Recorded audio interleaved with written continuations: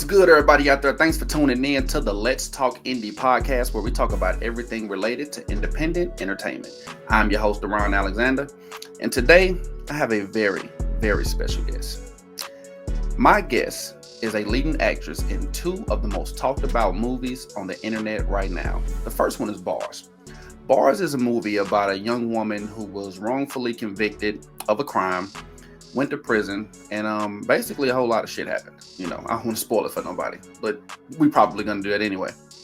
The second one is a movie called The Undeserving, basically about an assassin chick who winds up assassinating the wrong motherfucker, which basically starts a chain of events that leads to a whole lot of gangster shit. So what we're about to do is bring in one of the leading actresses of both movies, the beautiful Miss Aequila Smith. And let's talk about it, man. Let's get down to business. Hey, pretty lady. Hey, I love that intro. You are so vibrant. Well, thank you. How are you doing today? I'm doing good. I'm excited to be Yeah. here, and I'm excited about everything that's going on with the two movies. So I'm Okay. happy to be on Well, here. the first thing you need to know is two things you need to know when you come on this platform. The first thing you have to understand is that I am not a professional. I am just a nigga who like to talk about movies and stuff. I love the independent movie genre. I love black films. I love, the rise and fall, the come ups. I just love doing this. So I'm not a professional. This ain't CNN. This ain't Vlad. This ain't Shannon Sharp. Just like to have fun. Okay, it's dope. It's dope. I love all the support. The second thing though is very important. You must understand that this is a cognac friendly platform. So I don't drink that. I think that would burn. I will be doing a little bit of sipping. That's So just, this is what we getting ourselves into. Give me a little bit of red wine, a little sweetness to it. I'm good. Okay. All right. Well, check this out. Before we jump into the movies, Bars and The Undeserving, which I'm not for sure if I'm excited or worried to talk about, because those movies had so many ups, but also had a lot of downs in my opinion. So yeah, we'll get into it in a minute. But before we do, I actually want to talk about your story. I am curious about, your journey, the beginning, where you come from, how you got into acting. So let's dive into that a little bit, and then we'll get into the actual movie. So let's start at the beginning. Where are you from, and where did you grow up? I am originally from Oakland, California. So What? Yep, born and raised Oakland, California. Die-hard 49er fan. I am not. You shouldn't be this year. Well, I'm not a fair weather fan. I am a die-hard 49er fan. So whether win or lose, they got me. But I'm a Libra. We loyal anyway. Okay. So I'm from Oakland, California. I now reside in Houston, Texas. I've been here since 2014. Moved my kids out here to be closer to family because my family is out here. Most of my family on my dad's side is out here. So I just wanted to get them closer to family, amongst other things. And acting, how I got into acting, it was actually by accident. I want to hear the story. I have a cousin, and I was going through a transformation in my life. I used to be severely overweight. I used to be 400 pounds. So weight loss journey. Wait, you said what? I used to... Oh, wait a minute. Hold up. Wait, hold on. Let me get closer. Let me get up. You said you used to be what? I used to be over 400 pounds. I need one of them pictures. I need one of them pictures. I got to see this for myself. I used to be over 400 pounds. So amongst other things, going through this transition. Wait, hold on. Is that where all that come from? Oh, what? Oh, you mean my... I think so. Some of it just don't go nowhere. So right. It's a good thing. Right, yeah, it just don't go nowhere. So I'm still on that journey. That was, I started that weight loss journey back in 2017. I'm still kind of on that journey. I want to lose an additional 30, 40 pounds or whatever, especially with this whole acting thing. But anyways, I fell into acting because I was going through this little transition in my life. And I have a cousin. She had sent me a flyer. It said "Ready to Love" auditions, and Mhm. so I was going to. I don't know if you've ever seen the dating show. It's on the OWN network, and I was like, maybe I'll do it. So I decided to go audition for what I thought was going to be a dating show, a reality dating show. Um, when I got there, turns out it was an independent director in Houston who was actually doing a movie, and he was having auditions for a movie that he was about to release in Houston. He was casting for his movie, and the movie was at the time it was a working title called Ready to Love. And so when I got there, I looked at it and realized, oh, this is not for a reality, dating show. Oh well, I just might as well just do it anyway. Might as And well. You're there already. so, read the sides. The sides are, what you use for your audition, the script or whatever. Mhm. Read the sides, and they called me back there, did my thing, and they liked me. They casted me. Um, Good.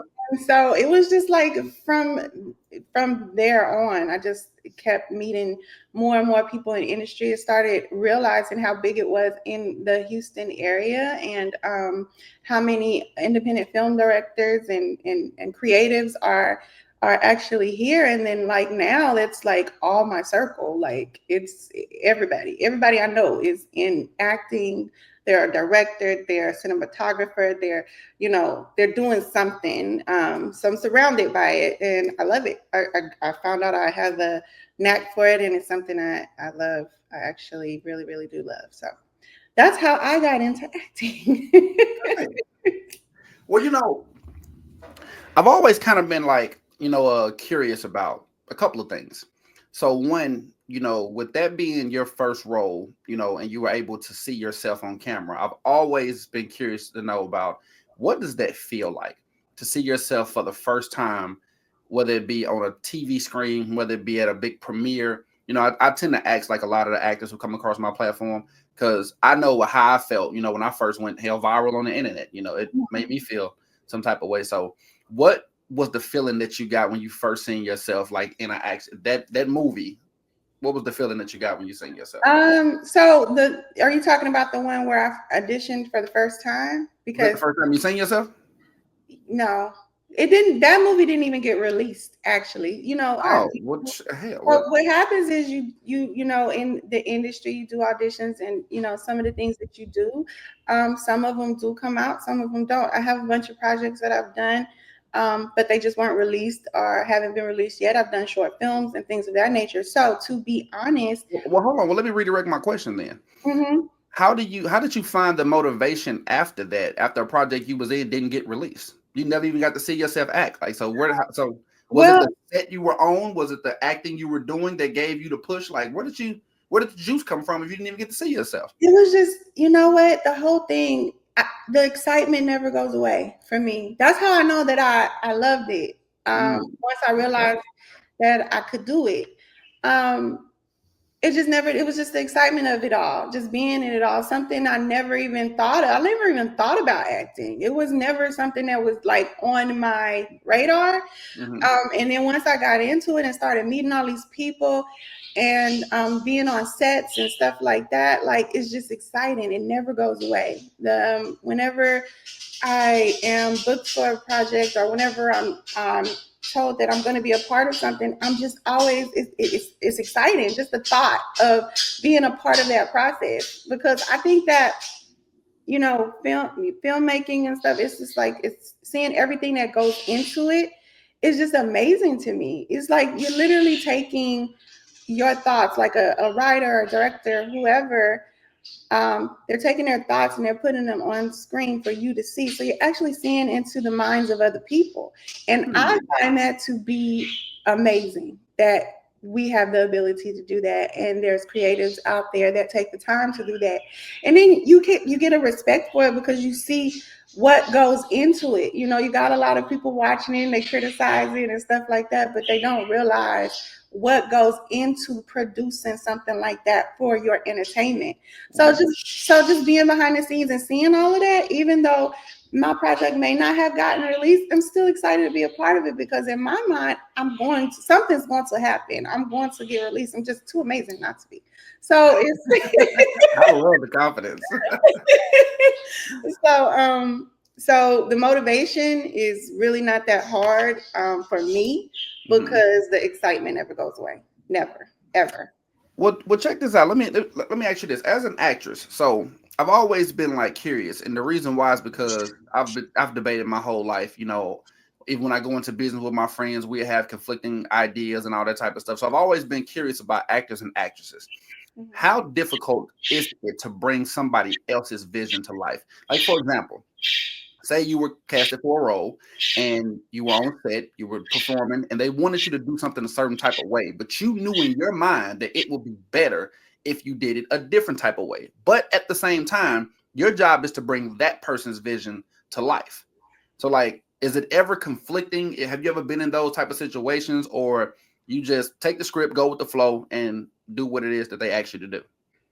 Yeah, no, I have been in those situations before, and it just depends on the director, what they want. Some directors want you to take the character, fill out the character, learn the character, and you bring to life what you see the character to be. Right? You create your own backstory. You build this character up. Who is she?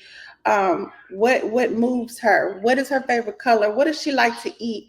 What, you know what I'm saying? Like, Becoming the character. yeah, you become the character. So Mhm. some directors are pretty much, they want you to do that. Some of them want to see what you come up with. And then if it's not quite what they want, they'll say, hey, well, this is what I'm actually looking for. As an actress, it's my job to help bring to life their vision. So Mhm. I'm not I'm not one of those who's going to object to it. If you want it this way, okay, let me figure out the best way to give it to you this way. But no, that's not something that I have a problem with. I love what I do. And I respect people's work. So if that's what you want, hey, let me do it. Um, the only thing is, I know that there are some people that don't have other people's best interests at heart. So, um, you kind of want to know who you're working with because you want to make sure that they want to make sure that you look good on screen as well. Mhm. I don't want to work for someone who does not care about how I'm portrayed on screen and things of that nature. But other than that, yeah, it's my job as an actress to bring your vision to life. That's what you hired me for. So I don't have a problem with that. Okay, cool. Well, check this out. I've always been like curious about other things as well. I'm an inquiring mind, just all the way around. So a lot of people on my platform are typically in the Atlanta area, Detroit area, few from the West Tennessee area, Mhm. and I'm seeing that the independent film scenes in those areas got like a reputation, like they're big. A lot of movies come out of Atlanta, a lot of movies come out of Detroit, but Houston though, it's giving me an on the rise kind of feeling. Mhm. So kind of paint the picture a little bit on what the independent film scene is like in Houston, Texas, or just Texas in general. Um, and Houston is on the rise. I feel like Houston will get a lot further with the independent film industry if a lot more people worked together. You know, we have a mentality as a people to not want to help the other person come up, or people, feel like it's not enough out there for everyone when it really is. Um, Mhm. so you have some people, like, it's sad to say that you see that people in the Houston area, it's they don't really support each other for the most part. You get support maybe more so outside of the area or whatever, but it is It's always gonna be like that, though. right, but it shouldn't be because it's so much talent. It's so much talent here. Mhm. You got amazing creatives, you got amazing directors, you got amazing cinematographers, you got amazing writers. It just, there's so many talented people. Um, Mhm. and just discovering it all, like, going to mixers or going to premieres and things of that nature, you get to learn more about the creatives that are out there, and it's Yeah. really, really, really big here in Houston. I think Houston is on the way trying to be like right now, I guess you would look at Atlanta and say that they're kind of like the Black Hollywood, but Houston is not far from it. I Like, don't know, man. I think Detroit kind of got it with that. oh, With Detroit is, yeah, Detroit Detroit got got a some. lot going on out there too, Yeah, but but at, it's really big out here. I think Atlanta is probably about to like kind of shoot. I ain't gonna say past Detroit, but I think they're about to make it a closer race, and mostly is because of 236 Films. Robbie World and his crew, like the movies that they producing, the quality of it is like next level. So, and look, I'm a fan of Houston Films because of that movie, The Temp, with With guy named Marvin. Is his name Marvin Young? yeah, his name's Marvin Young. Marvin Young and Kia B. Like that was a dope. Like that's the top of the movies that I've reviewed. So I know the Houston scene is doing Yeah. some things, but yeah, that 236 Films. And have you seen it? And Marvin Young, he's a dope actor. Hell yeah, he is. Dope ass actor. He's a real, yeah, he a real actor. That's my friend. He's a dope actor. Like I always tell him how dope he is because he is. He's dope as fuck. Well, shouts out to Marvin Young, goddammit. So look, before we jump into the movies that that are circulating right now, that the movies you're in that are popular right now, I always ask actresses and actors because I'm always curious about where you see yourself going or where you want to go, as far as your acting career. So I want to ask you, what is the ideal role for Aequila? If you could pick any role, would you be a super villain, a superhero? Would you be a mafia queen? Would you be a gangster? Would you be a grandmother? Would you be a psychopath? Would you be like, I've always been curious, like, what would be like, what do you see us, if you could pick any role, what would you be in a movie? Who would you be in a movie? I don't know. Like, right now, no, I don't, because I love it all. I love to, man, I want to do everything. I want to do it, all of it. I want to show that I have the capability and the range to do whatever you throw in front of me. Yeah, so, but you still got to have I ain't gonna say you have to. I would assume that you have maybe seen a movie and was like, I really would want to be that one day in a movie. I'm not like that. I'm kind of I look at stuff like I love being an actress. I love being in the industry. I just want to do it all. Like if you present something, I wanna see what I come up with as far as who this character is. I challenge myself to be the best that I can be in anything that I do. So it's like, oh, I could do that. I could do that too. Oh, I want to do that. So I got you. I want to do it all. As far as like where I want to go, one of the people I do want to work with, I'm pretty sure it's cliche and everybody wants to, but I do want to work with Tyler Perry. Like I followed him since before he even created movies. Every single play I remember them plays. I was young, but I remember. In Oakland, like that was my favorite pastime, going to his plays. So every time he brought him to Oakland, I was at every single play. So, seeing where he came from and see where he's at now, it's just amazing. People, work in an Undeserving, working with O'Shea, he had nothing but good things to say about him, So, that was awesome. O'Shea Russell, right? O'Shea Russell. Yeah. Because he's in Queensman. Yeah, that dude is kind of like all over the place. I don't know he's in high demand right now. because he's in Tears of a Hustler as well with Michael James. Tears of a Hustler. Yeah, he's all over the place, and he's an amazing soul. Dope person to be around and work with. Like when you see the Undeserving, he's so evil, but his personality is so opposite of that. He's like. Was there any level of starstruckness when you seen him? No, not at all. No, you know why? Everybody I'm around is in the industry. So I got you. I was just having this conversation with, Marvin, actually, a couple of my friends. And I was just talking about like how like I'm around everybody that's in the industry. So sometimes I have to remind myself when I get around people that are not in the industry, like they're like really, really amazed and excited. And for me, it's just like I said, I'm excited about the work. I'm excited about doing it all the time. But I'm so like, I don't know. I forget that I'm actually in it and people look at that as a big thing. I'm very, I have to remind myself how blessed I am to actually be here because at one point, when I discovered that I liked it so much, I was like, oh, I wish I could be there. And then I have to stop and take a moment and be like, I am here. I'm living in my dream, I'm living in my moment. Okay. I'm not quite where I want to be, but I am where I want it to be. You ain't never gonna be where you want to be because you pushing. Like you can get to the top and you still gonna that hunger, that fire still got to be there. Can't never get complacent. Yeah, exactly. So Yeah. that's why I say I don't really have a particular. I just want to do it all. Like whatever you put before me, I want to just show you that I can deliver what you need me to. So Okay. that's just me. I just love it. I love acting. I love the industry. Like I do. So Let's dive into these two movies that's making the headlines right now. We're gonna start off with Bars because Bars came out first. okay. So, like I introduced Bars. Bars is basically a movie about a young woman who was wrongfully convicted of a crime. She goes to prison.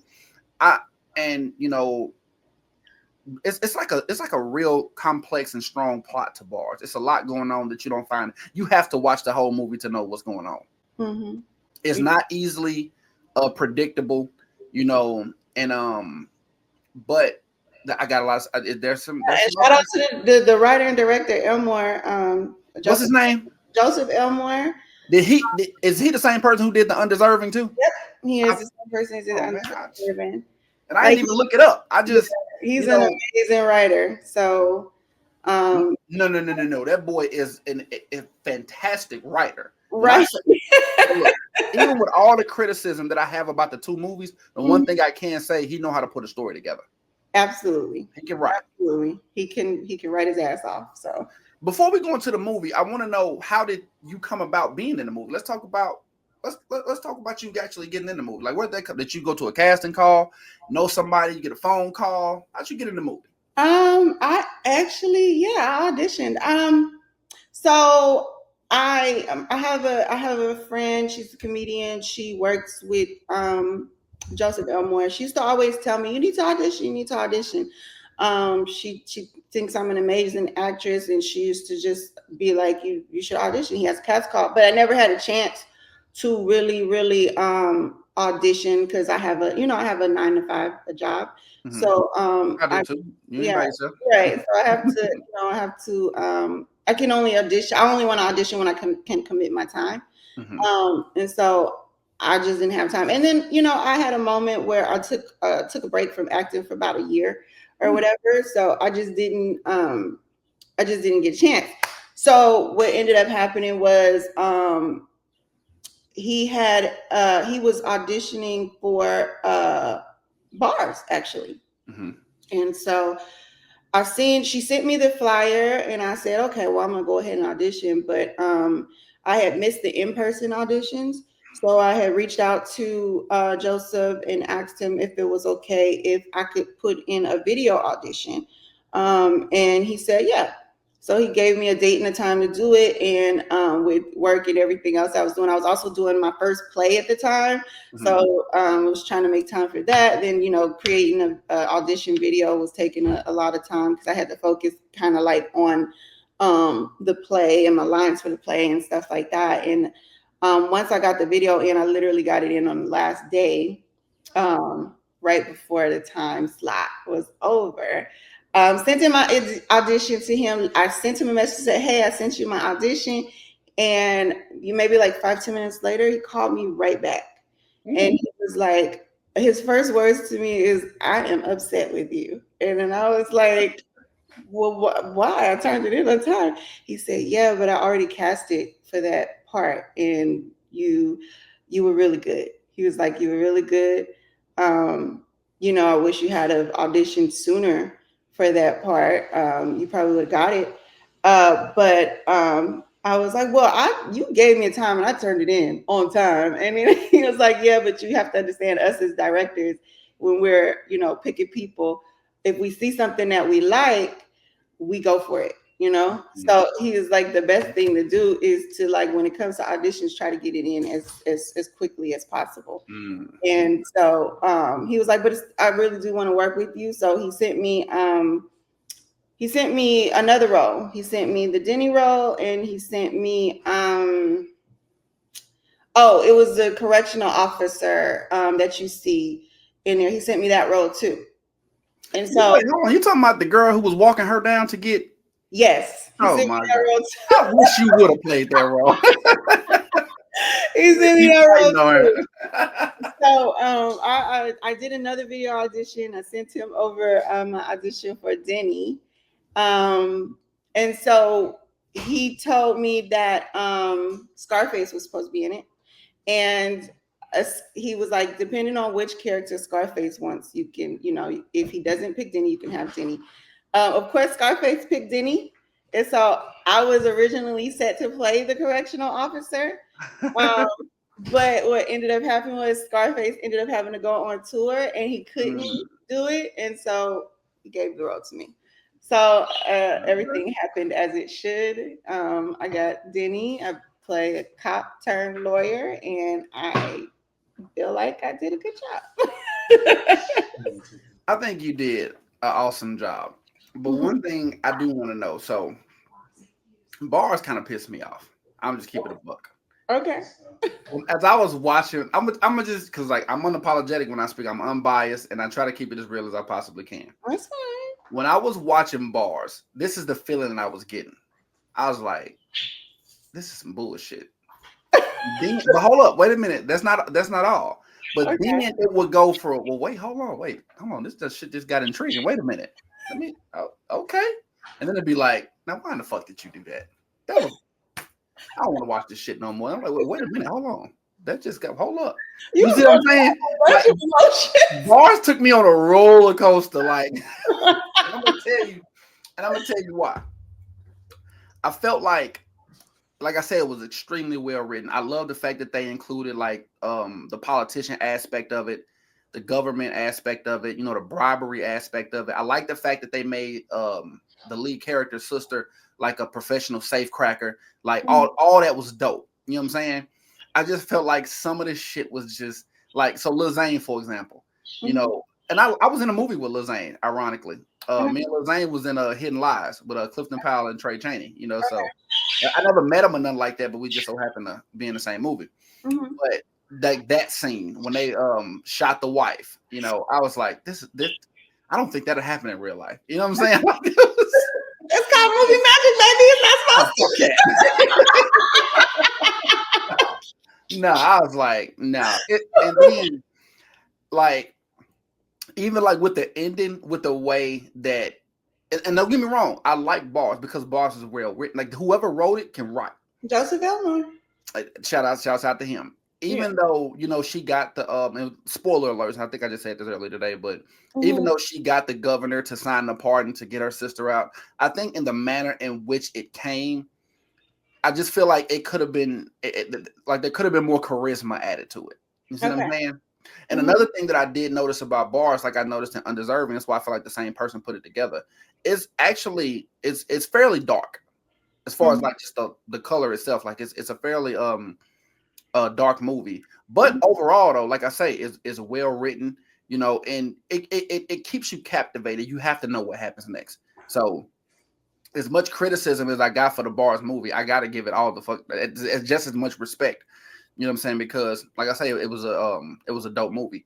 But I do want to know, outside of my criticism and respect or however I just went about this, what other type of comments have y'all been getting or criticism? Like what are the other reviews looking like for Bars?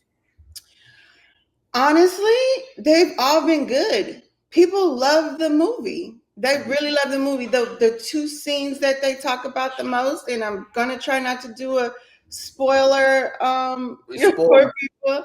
But the two scenes they talk about the most is the sausage scene and the roach dying, basically. People's like, no. The sausage scene? The sausage scene and roach, You know what? You know what we should do? Let's check that sausage scene out. Let's do that. Let's check out this sausage scene. Where is this at? Yeah. I just spoiled it. I just told y'all what happened to Roach. I'm finna spoil it. You see my screen? I can see it. Yeah, let's talk about this sausage scene. Because this is... I really, really want it. That's Shakira. Nah. You just want us to stop hitting you with these pillowcases. She can act. Beg for That it. girl right the lead character, she can act. Shakira. Her name is Shakira. Beg for it. What do you want to do with my motherfucking sausage, bitch? What do you want to do with my motherfucking sausage? I'll suck. That's enough. I'll suck it. That's enough of that. That's enough of that. I'm gonna tell you, it pissed me off. It pissed you off? I'm gonna tell you why though. I heard so many people, so many different kinds, especially men. They was like, "What kind of time?" Hold on, wait a minute. Let me back up a little bit because we didn't get to the part that turned me on. But the sausage scene, it was a part in the sausage scene that was like, oh, wait a minute, rewind that. But I just the only thing I didn't like about the sausage scene, I just felt like it was too long. Okay, I have heard that. I've heard that. It was just it was drug out.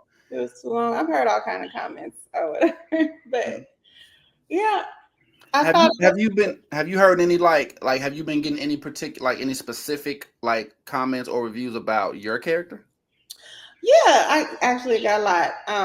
I have a lot of people that say they would have liked to see more of the lawyer taking part in her release, and they would have liked to know why I went from being a cop to a lawyer. Or yeah, I was wondering that as well. Yeah, wanted to know, why I felt like it was a corrupt system and things of that nature. Kind of wanted to just understand my point of view as the lawyer. I also heard that some people say they felt like I should have been more involved in that, instead of her taking the documents and going straight to the governor, it should have been more of an involvement for the lawyer, getting her out or whatever. But I agree. You have to, in all honesty, you have to understand it was a 2-hour movie, and you gotta pick and choose what you can put in it or whatever. So you can't. The story wasn't about me as a character. It would have been nice to see more elaboration on my character and her involvement some way, somehow. I do agree with that, but when you're writing a movie and you got to make it fit for a certain amount of time, you got to figure out what's the most important thing to actually put in there. But yeah, I did hear that or whatever. I did hear that. I think that, the lawyer's story could have been told a little bit better, but again, it wasn't about the lawyer.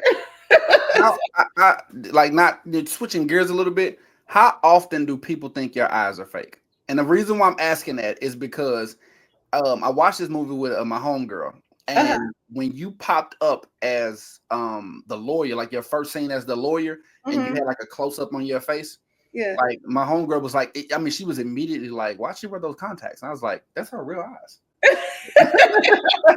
It's always that. It's literally I could walk into a room and tell when people are talking about my eyes. They're trying to decide whether or not they're real or not. I just let them have it. I don't care. I just let them have it. And then it's like I know what they determine in most cases. They'd be like, okay, they think they fake. They determine they fake. But when people actually walk up on me, they be like, "Oh my God, your eyes are real." Yeah. They are. So but yeah, people have whole conversations about my eyes, so it is what it is. I was on set, Bars set, and Shakira's sister, she the one that what is it? Shakira's sister, the twin. So she says to me, she's like, man, because they're not from Houston, and she was like, oh, really? Y'all be having some cute contacts out here. Where'd you get yours from? I was like, they're not contacts. I don't know where to get them.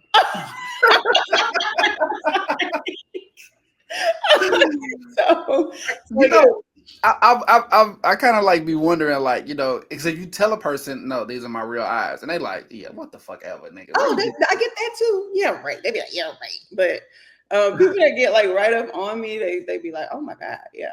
I get all kind of comments. I get told I look like a demon. I always send picture of people, people a picture of the White Walkers and be like, they're my cousins. Let me find out you a Game of Thrones fan. This conversation I am.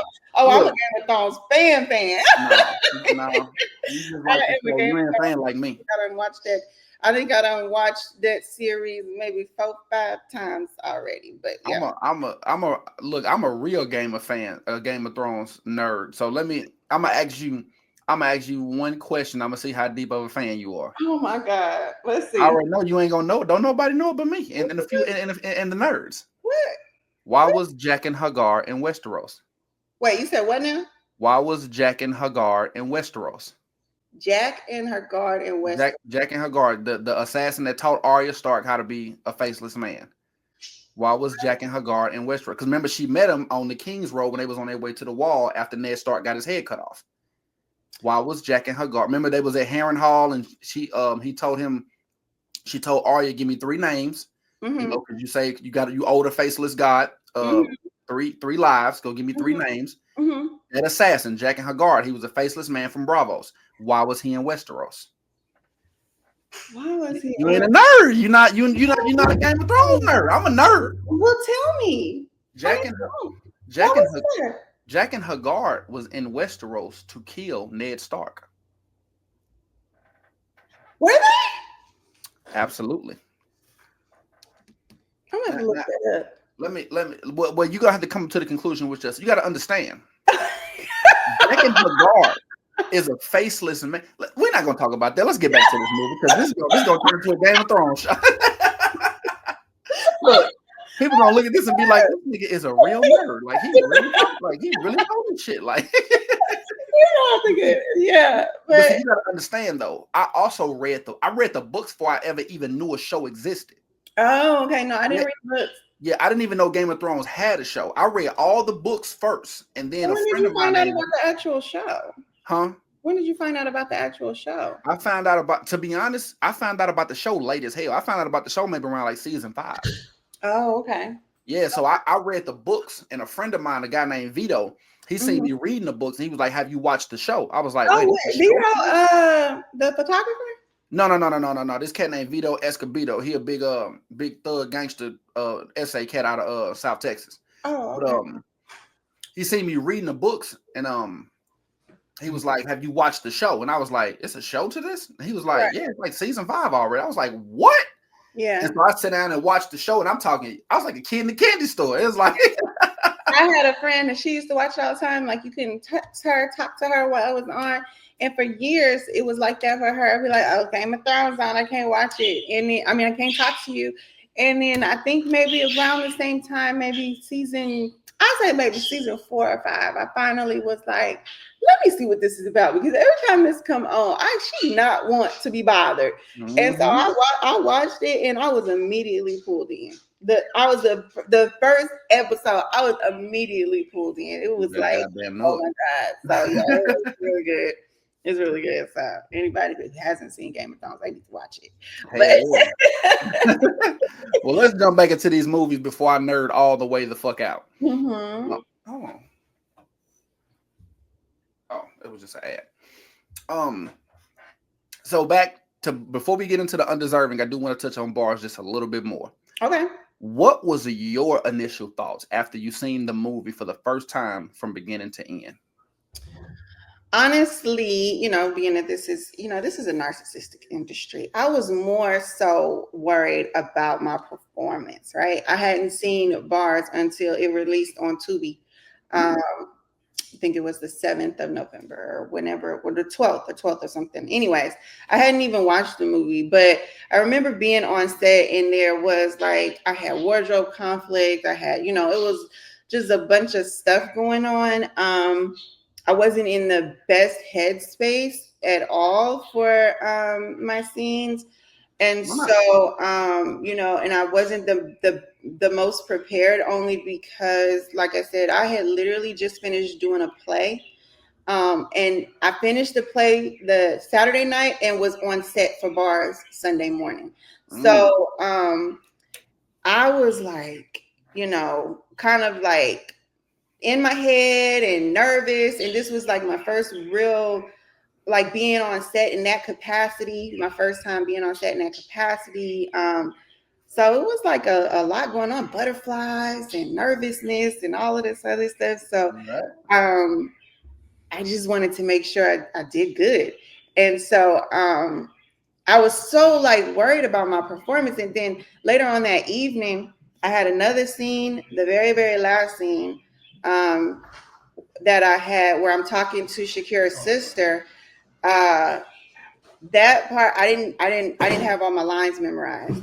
And so it was hard for me because, and I gotta give a shout out to the director because he did great editing right there. Because it was just like I can't remember lines. I kept stopping and saying line because you ain't do no improv. it was like, no, I couldn't offer that. It was like important shit in there. I needed to say what was in there, and I didn't have it all memorized. But when I went back and I actually watched it, I did good. I was like hard on myself, but I did good. I feel like I could have did better, as always. But we are our hardest critics. But yeah, I was worried. I was really worried that I didn't do good, and it came out good. So I think it came out good. Yeah, it did. It did. I wouldn't be sitting here talking to you if it didn't. I was like pleasantly surprised. I like really like bars. So yeah, that was my worry. But yeah, my first time seeing it was when it came on Tubi. So okay, cool. Yeah, a lot of actors, they don't like to. I don't know. It takes them a while to watch themselves. I guess I fall into that category. But yeah, you know it's crazy you say that because I rarely watch myself.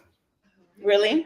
Man, look, after I drop a video, a podcast episode, or an Instagram reel, man, that shit is out there. I'm ready to do the next one. I don't care about it. I done put it out now. I made every now and then I go through and I, check out what I did, because I read through the comments sometime. I look at the insight on the video, see where it's who looking at it and where they looking at it from. They're trying to gather data onto what to do next. But for the most part, I ain't watching this shit. No, if I said something I had no business saying, I shouldn't have said it in the first place. So I ain't watching this shit again. I'm just gonna take the camera. Yeah. But let's jump over into the Undeserving, because the Undeserving, so if I had to rank the movies, I would say Undeserving was probably a better movie than Bars, but close margin. Mm-hmm. Before I even start asking you questions, I am just there's some things there's some things that didn't sit right with me. Oh Lord. Here we go. Right here. I'm finna pull it up. Give me a hot second. This did not sit right with me at all. Oh, okay. With the Undeserving. I was like, who allowed this? Let's see. Before we even get into it, I gotta get this out of my system. Okay, go and get it out. You can see my screen? I can see your screen. Are you sure you're only 12 years old? Quit stalling. Answer the question, sir. Hold on. Let me go back. Rest on my vision, I want me some business. Yeah. I'm a tiptoe. Know you fucking with a boss without the Hugo. Don't call me got it, but I got it like I'm Lil. And you know we get it popping like a pill. I know you're holding, I'ma leave it like it is. Oh, this shit went back 30 seconds. Yeah. She know the real. This she here do. we go. Is that your second question? No, it's more of a follow-up. Are you sure you're only 12 years old? Quit stalling. Answer the question, sir. Fine. Your Aunt Cass was blackmailing me. I want this to. I'm gonna let this play out, and then I'm gonna say what I got to say about this. Somehow, she found out about the illegal business I was doing with the Russians, and threatened to expose me if I didn't give her $5 million. Your Aunt Cass. That's all I really need to see. I don't even need no more. This like who talks to a kid like this? You said who talks to a kid who like tells a 12-year-old this kind of stuff? Dealer who does not have a relationship with his daughter. First of all, hold up. Shout out to Miss Bella and O'Shea because they were amazing. Right there. I gotta pause you. I'm gonna tell you something about this right here. Okay. His relationship between her and his daughter had me so confused. The way they interacted with one another, I genuinely, and I watch every time I watch a movie, not every time, but most of the time I watch a movie, I watch it with somebody so I can dialogue. I can dialogue about the movie with them. I genuinely thought. This is Chris St. Mary. He's in bars. Oh yeah. What's good with you, bro? What's up, man? I remember you. We on set. Undeserving too. We on set today. You said what? You want to interview? Undeserving too. Yeah, I remember taking that wedding ring off. Put it back on. There we go. Yeah, I remember you took the wedding ring off. St. Mary, y'all. Yeah, he took the wedding ring off. Yeah, and look, she got on your ass. Put that motherfucker back on, goddammit. I'll shoot his ass. Yeah, shouts out to bro, man. Man. So yeah, we on set today, but anyways. I'm conflicted between the relationship between him and his daughter. Like I told you, I watch these movies with somebody so I can dialogue with them while I'm watching it. Yeah. We genuinely thought that was his stepdaughter. Really? The way he talked and the way they talked to each other. Well, that's how you know you wasn't paying attention in the beginning. Because remember when she was talking to Claudia Jordan, who plays her mother, she had that whole back and forth banter. No. I get that it's his daughter, but the interaction between them made me think that he was just saying that. Like calling her his daughter, but it was this. I was like, why is this nigga talking to this child? But you know what? If you felt like that, that means the writer got off what he wanted to, because he wanted you to feel like that. He wanted you to feel the disconnect in their relationship. He talking about talking to a 12-year-old about arms deals with Russians. No, I don't want to hear that shit. There are some very, very intelligent children. He gave her the whole spiel about what happened, how it happened, who died. I'm watching this like, why? I thought that was dope. No. I thought it was dope. Like, for real. No, like it does show the relationship. It shows the strain on the relationship. It shows how gangster he is. Like, I was so upset about that. But let's backtrack. Let's go to the beginning. So The Undeserving is a movie about an assassin who kills the wrong person. And it basically starts up a chain of events that basically leads the people who hired her back to her and her family. It goes into her backstory. It shows why she's so distant from her mother, who's played by Miss Aequila Smith. And her sister, I always get her name wrong. What's the girl who played her sister? She was in Bars too. Oh, Fire. Fire. Well, she was Fire in the movie, but what's her real name? Oh, her name is Kirsten. Kirsten. See, when I see it, I was like, and I don't want to keep butchering people's names, so you know. But basically, the movie goes into her backstory about why she is the way she is, how she even became an assassin, and basically, you know, her mistakes kind of catching back up with her. Wait, no, you're talking about the older sister, right? Fire is Kirsten. Fire. The assassin is Naira. Her real name is Naira. Yeah, Naira. Yeah. No, I got her. Her name. Fire's real name is who I was. Yeah. Okay. Yeah. Okay. Before we go into how you became a part of the movie, I want to ask you this before I forget about it. Did you die in the movie? We don't know. See, that's that bullshit. That bullshit.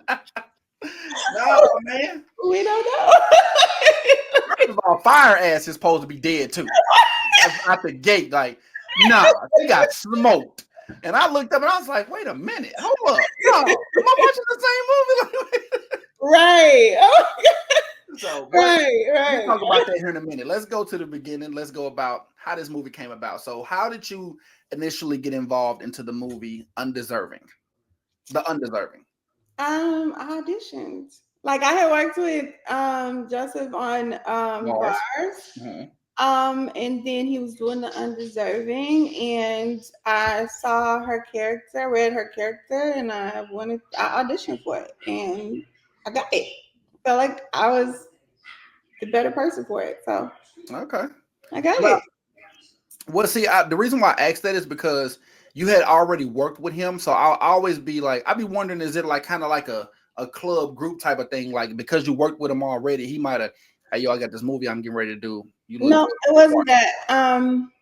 That would have only been my second time working with him. It definitely was not that. Like, there are directors, they have the people that they like to work with. And you know, you hear sometimes you hear like, I don't even know why they have auditions, because they just pick the same people. You know, I see it all the time. I didn't even notice it until I became involved in the film industry, but I've noticed that though. Yeah, they you know, some of them you get your hopes up, you be like, oh, this looks like a good one. Let me audition for this one. You ain't got no chance. They just put it out there. They just put it out there because it's just, I guess it looked good. I don't know, but Act like they being fair. you know, that also does something to people's spirit too, because they're like, well, shit, am I not good enough? But it's not that. It's just like, they work with the people that they work with. They don't want to switch it up. It's understandable though. Like, if you've been working with somebody you know is dependable, you know gonna show up on time, you know gonna have their lines down. I can get how a director or a producer would want to continue to work with the same people though. I get that. But then all of the movies start to look the same. That's a fact. It starts to look the same, especially when you're not switching up the narrative as far as the storyline. If it's always about cheating and all of this other stuff, it's just a different title. Certain people are just like different set, maybe.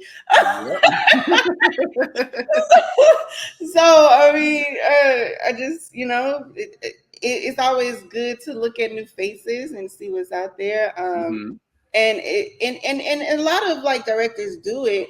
You got Tyler Perry got his people he worked with. You got, you know, Adam Sandler got his people he worked with. I noticed that with his movies.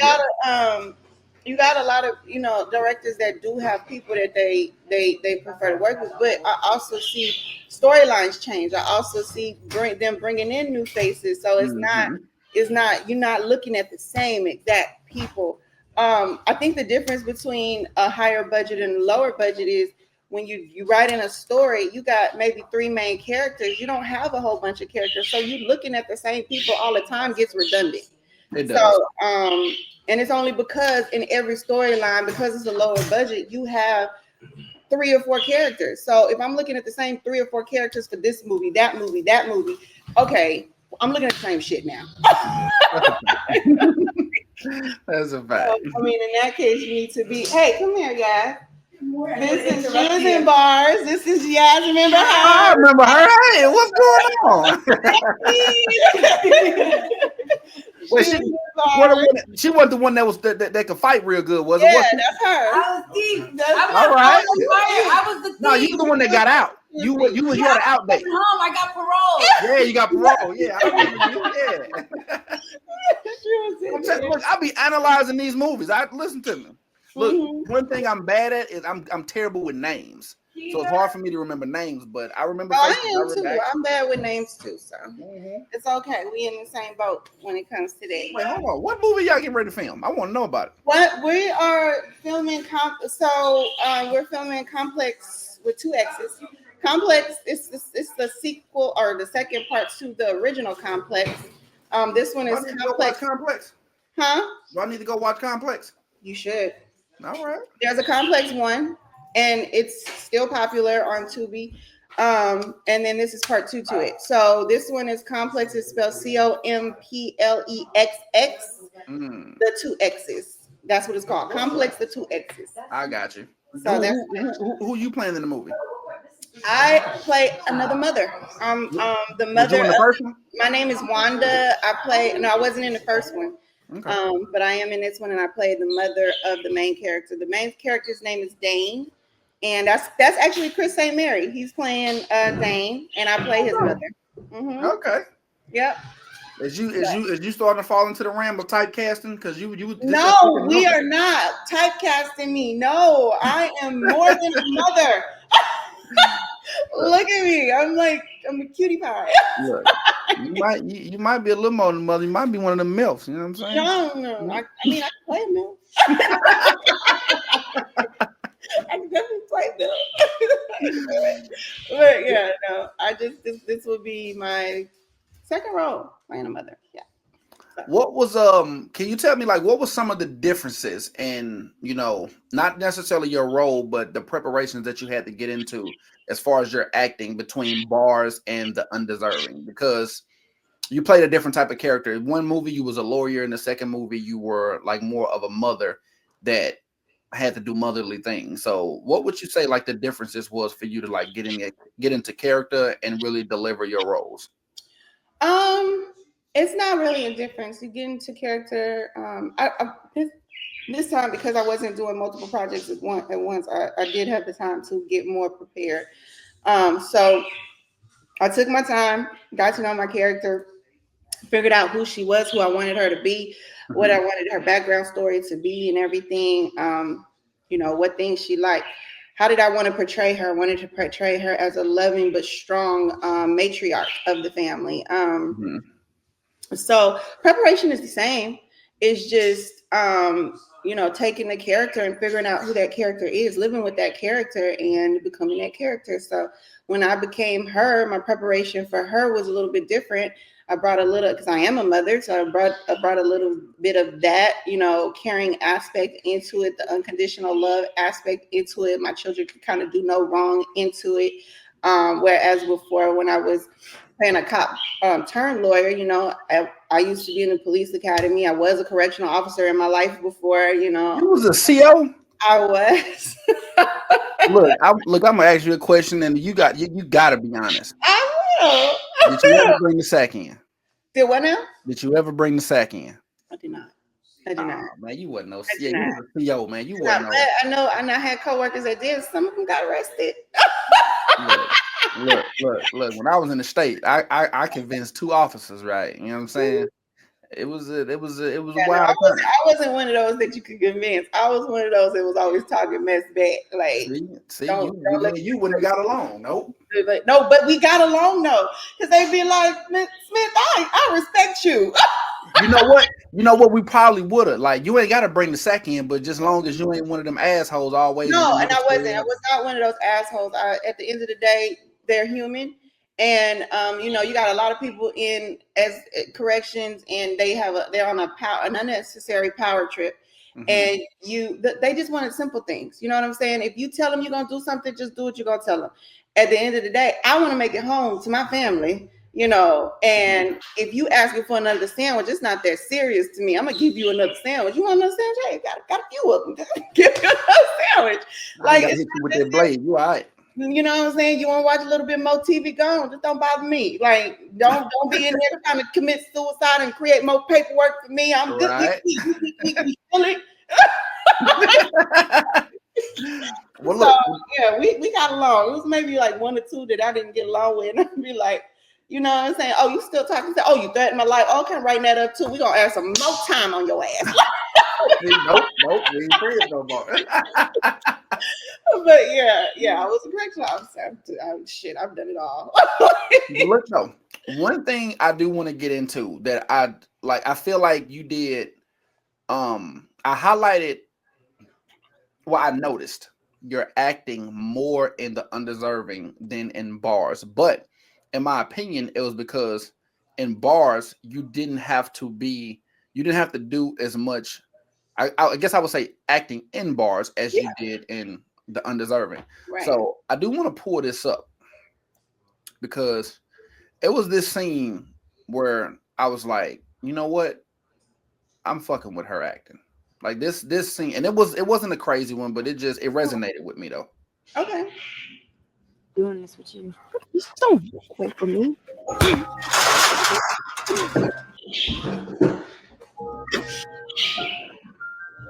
That punch could have been better. Fight me! Fight back, bitch! Fight me! Hey. Fight me back, bitch! Fight back! Move, man. Move your ass, man. Move your fuck you, man. Move the fuck off me! Move your ass. Let her hit me! If that's what she needs, I deserve it! She did I an shot awesome Liam job, Jr. too. and Daddy hung himself because of me! Let her hit me! Let her hit me! Get in the house! Get in the house! Both of you! Get in the house! Get in the house! Both of you! Get in the house!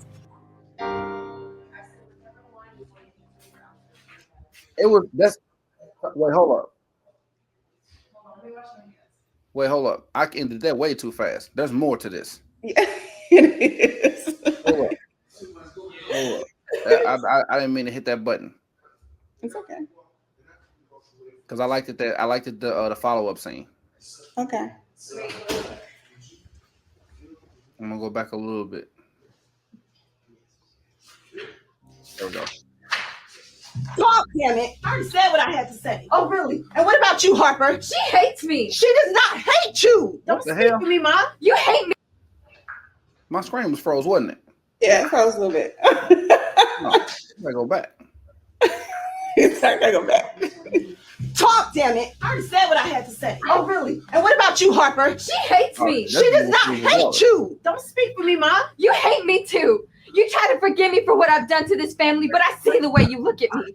Every breath I take reminds you of the son you had to bury and the husband you found hanging from the tree because he couldn't live with the fact that he left his guns out to where his children could touch it, even though he told us over and over again never to touch his guns. The one time he forgot to put his gun. Don't blame my daddy for this. We told you not to touch the fucking gun. You don't fucking You supposed to jump in right there. Stop it.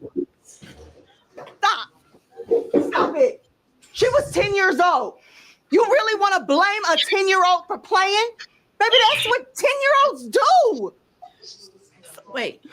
So you blaming my daddy for this too? No, I don't blame him. But he did. Baby, your father knew if he had just remembered to put the fucking gun away, Harper wouldn't have shot you, and she wouldn't have killed Lim Jr. either. I like that. I was like, so look, when I was watching that, I was like, wait a minute, hold up. I'm convinced that you feel this way. You said what? What are you doing? I said when I was watching, y'all, we interrupting y'all filming? No, they just said no. You good. You said when you was watching it, what? While I was watching it, right, I was like, wait a minute. I'm feeling the emotion that she's giving right here. I said, yeah. I said, okay, wait, well, let me see what else she got. Let me see what's going on. So, a bit of a controversial question. Okay. Well, not necessarily controversial. Did you enjoy doing one movie more than the other one? Or do you just enjoy acting, so you just enjoy it all? I enjoy it all. I will say that I enjoyed the Undeserving better only because I had a bigger part in the Undeserving, but I enjoyed both of them. My favorite scene that I did in Bars was the cop scene with Tyrone Betters. I really liked that scene. It was so realistic, just being out there. The people in the apartments were coming out because they thought it was real. So it was a really dope scene. So that was one of my favorite scenes in that one. It's the arresting moment with her. But yeah, I would say that I like the Undeserving, doing the Undeserving better just because I had a bigger part and I was in it, more. And I like being on set. I like acting. I like being there. So it's so fun to me. So the more I can be involved, the more I'm happy. So look, before we started talking, you was telling me something about the Undeserving. It's like something on Tubi is doing something real good. Like what's it made the most favorite list. And this morning when I checked it, I had a couple of my cousins reach out and they were like, they watched it, and then as soon as you turn it on, it's right there in the recommended. Like it's just sitting smack there right there. So it's doing really good on Tubi. It's doing really, really good. So that's thanks to the fans and everybody watching and all of the support is dope. So what type of reviews you've been getting for the Undeserving? They've all been good. They've all been really good. Like it's a good watch. I like this. Ooh, I fucks with this story. I had one. I think I seen one bad review where one person was like, "I didn't really care for it," but other than that, everybody else loves it. They love it. They fuck with it. Now y'all did a premiere for this one, right? Yeah, we did a premiere for this one, but we also showed a 30-minute trailer of Bars at the end of the premiere. Oh, the premiere. So the Undeserving did have the red carpet premiere where we showed the entire film, and then you got to see a little sneak peek of Bars. And then Bars was released maybe like 3 days later. So okay. So what was it like seeing yourself on that big screen? Man, at the Undeserving, that's what I want to know. What was the feeling that flowed through your body looking at yourself in a movie theater on a big screen and Like, everybody watching you. I'm still in awe. It's so surreal for me. It's so surreal. Like, it's like, man, I'm on TV. It's so surreal. I'm still taking it all in. Honestly, I'm still taking it all in. I don't know how much longer I will feel this way. Probably all the time. I don't know, but I'm still taking it all in. I'm Yeah. still very blessed. I'm still very thankful. I'm grateful. I'm happy. I'm just I'm glad I got the opportunity. Like, it means a lot because I've gotten so many no's up until this point. You know what I'm saying? I'm thankful for every opportunity that I get. So the fact that someone saw something in me and gave me a chance to bring my character to life, and then it turned out this, and everybody in the reviews that I'm getting, people are telling me that they love my acting and they loved watching me. Like, it's so surreal to me. It's like, yay me. Well, check this out. I know you're a busy woman, so I got a couple more questions before we wrap things up. Okay. One thing I do want to know is, what is your ultimate goal with your acting career? Do you eventually want to get into directing, producing? Do you want your own production company, your own production studio? Do you want to just be the best actor you can be and slide into that A-list category? Like, what is it? Like, what do you have an ultimate goal, or are you kind of just riding the wave? It's funny that you say that because like right now I am writing my first screenplay movie. And I better be in it too. I better have a role. I'll be in Houston. I go, but Houston one of my spots, man. So I am writing my first one. As far as like just where I want to go with it, like right now, my goal is real simple. Right now, I want to get to where I don't have to clock into a 9 to 5, and I can actually do this full time because I love it so much. So I would like to get to the point where this is all that I'm doing. I do want to go far in acting. I do want to see where I can take it with writing me a script and creating a film and, taking my thoughts and putting them on screen for you guys. I want to be one of those people that help make dreams come true for other people as well. So right now, my goal is simple, but it will get bigger. It will expand. Right now, I just want to not have the 9 to 5 to interfere with my dreams. That's it. Okay. Well, tell me this. What can we expect to see from you in the near future? Like, what projects do you got coming up? What can we look forward to when we go and look for Aequila Smith? Well, like I said, I'm on set right now, filming Complex. That's one. There's a series that I'm supposed to be in that, if it gets off the ground and everything, I'll be in that. It's like a family kind of oriented, like series sitcom kind of thing.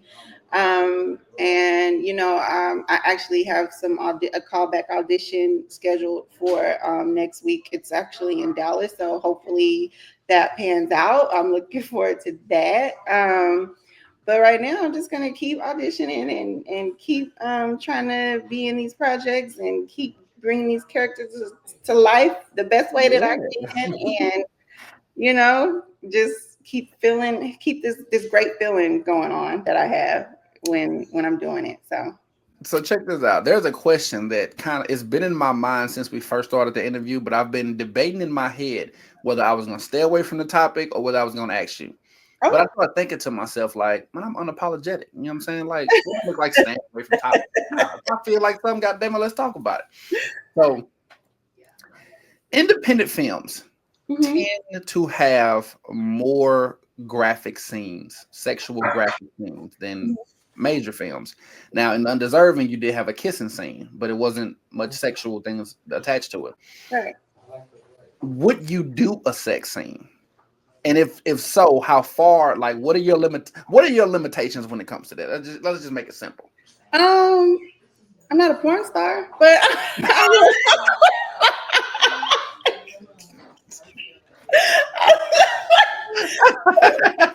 not a porn star. Because look, I'm gonna say that because I was just watching this series called Us. I believe it's a Detroit series, but so you've seen it. I've seen it. And like, so I'm watching it, and I'm just thinking to myself, if that is my girlfriend, like in real life, and I'm like, I don't know if I'll be okay with that. You know what I'm saying? Right. I'm territorial. Like, if you mind, fuck what I do. Nope, you can't do it. Nope. Right. Gotcha. I've always been curious. Like, because I didn't know much about that at first, but I Mhm. always ask the actresses and the actors, like, how does your partner? But you, like I said, I haven't seen you participate in none yet. So not yet. Not yet. I'm not opposed to it. It has to be tasteful, but I'm not Okay. opposed. I'm not opposed to doing those things. Like it said, I'm here to bring your vision to life. As long as you have my best interests at heart and you want to make me look good, I'll make you look good. It is. Wait, hold on. Is you one of them type of people where, like, say you was in a relationship and your partner say, I don't want you to participate in that scene, but you know this is a good scene, it pays well, you know, it's I'm gonna cut you off right there. I'm not gonna be with nobody that's gonna try to dictate my career like that. Like, no, when you can't do it. No, you come into a situation knowing what it is. I'm an actress. This is what comes with the territory. So if you cannot get with the fact that there are going to be scenes that are intimate, I'm going to have kissing scenes, or I'm going to do this, or I'm going to do that, then no, this is not going to work. It's just not going to work because is there not a limit of respect though? Yeah, just don't get with me. If you don't like it, the respect is find somebody that works for you. So you just dictate a totalitarian shit. Get with it or quit it. I'm respecting it. You coming in, it's not like you don't know what it is. You coming in. Well, hold on. Well, hold up. Let's go with right now. You haven't been in no. I haven't seen you in no explicit sex scenes like at all. Mm-hmm. I'm a guy. Me and you start talking. You tell me you're an actress. Okay, cool. Well, let me check you out then. He check you out. You haven't done this yet. Yeah. Y'all start liking each other. Y'all get in a relationship, and then the opportunity presents itself. Aequila, we need you in this scene. You're gonna be doing X, Y, and Z, and then it'll be different if he's seen it already. He know what he getting himself into, but he ain't seen this yet because you ain't done it yet. You don't know what he getting himself into when he start dating me because I'm going to tell you. Like Aequila don't like not tell you. Look, I'm an actress. There's gonna be opportunities. You giving me toxic right now. And do I? No, I'm not toxic because we can prevent all of this. Like, if you can't deal with this, I'm telling you from right here, right now, that I am an actress. It comes with the territory. If you like, I've dated and I've told people that, and he'd be like, I don't know if I can deal with that. Okay, no problem. I respect that. I respect that. We don't mesh. You can go find who works for you because this is something I'm not giving up. Well, hold on. Was they just not okay with you being an actress? Or they just didn't like the thought of dating an actress. They didn't like the thought of knowing that I could possibly be in scenes where I kissed. I mean, the very first movie that was not released, I had a sex scene in there or whatever. So, I mean, it is what it is. It comes with the territory. Okay. It comes with the territory. For me, it's a job. I like the transparency. And I'm gonna do my job well. But yeah, like there are people that can't deal with it, and those are the people that I prefer not to deal with. Like we can be friends, we're just not gonna be in a relationship. That's it. Friendship. If you wasn't on set getting ready to film and I didn't have nothing to do in about 45 minutes, I was about to open up that can of worms. We can talk about this. I got some points. I got some. Nope, you ain't getting away that easy. Nope. I'm gonna have to bring you back on. We got to have this conversation. Hey, I'm open. You're fun to talk to. Yeah. You're fun to talk to. For this to be a hobby, you're damn good at it. So. Yeah. Well, before we get out of here, I do want to know: do you have any final thoughts? Is there anything you want to make us aware of? Like social medias, is it what's something about Aequila that may surprise most people? I mean, lately it's been my acting. To be honest, a lot of people didn't see me on screen, so a bunch of my friends was like one of my friends, Marvin Young, matter of fact, on his birthday, he watched the Undeserving, and he said, "Motherfucking Aequila Smith can act."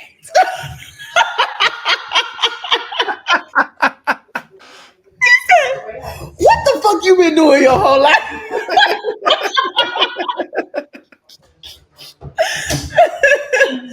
So I mean, thing is, you were surprised to hear I was a correctional officer at one point. That was surprising. Yeah. So I have many, it's many layers to me. Yeah. Yeah, but well, look, we definitely gonna have to do this again. This is not our one and only time chopping it up because I've enjoyed talking to you as well. I have discovered that you are a woman that is full of substance, and I respect substance. I admire substance.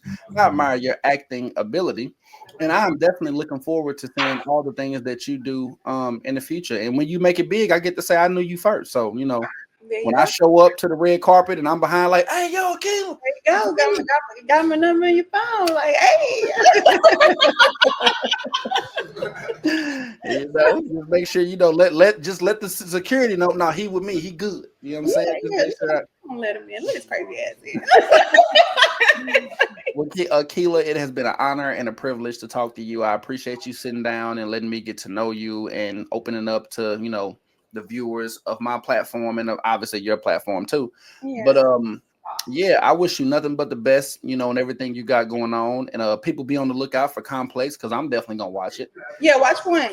And then I want to hear what you think about it. After you watch it, I want to hear what you got to say. Oh, I'm gonna have something to say. You already know that. Well, Aequila, I'm gonna let you get on set. And once again, like I said, I wish you nothing but the best and everything you got going on. And I'm looking forward to talking to you again. All right, thank you for appreciate everybody tuning in for Let's Talk Indie, and we'll see y'all in the next one. All right.